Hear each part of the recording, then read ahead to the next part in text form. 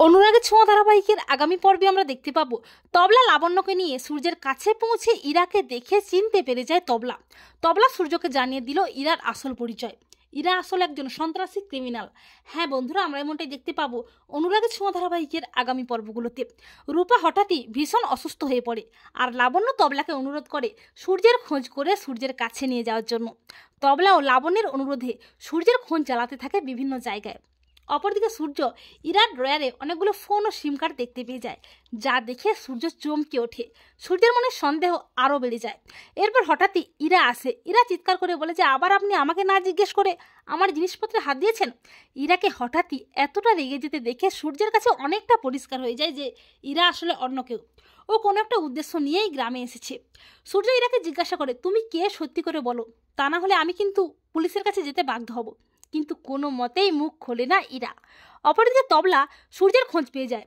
তবলা লাবণ্যকে নিয়ে হাজির হয় গ্রামে সূর্যের কাছে। লাবণ্য তবলাকে দেখে অবাক হয়ে যায় সূর্য। আর তবলা হঠাৎই সেখানে ইরাকে দেখতে পায়। ইরাকে দেখে চিনতে পারে তবলা।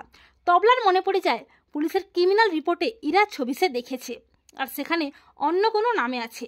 তবলার হঠাৎই মনে হয় ওই মেয়েটা আসলে একজন সন্ত্রাসী ক্রিমিনাল। তবলা ইরাকে বলে তুমি এখানে কি করছো? তখন সূর্য বলে তবলাদা, তুমি কি ওনাকে চেনো, কোথাও দেখেছো? তখন তবলা বলে আরে ডাক্তারবাবু, ওনাকে চিনবো না মানে? ওনার ছবি তো পুলিশের ক্রিমিনাল রিপোর্টে দেখেছি।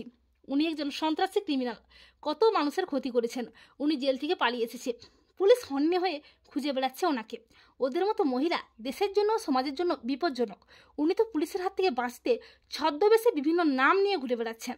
তবলার মুখে ইরার আসল পরিচয় জেনে চমকে ওঠে সূর্য।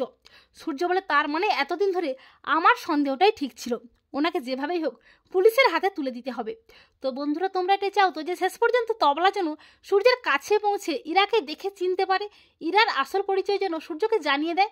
কমেন্ট করে জানিয়ে দাও তোমাদের মতামতটি।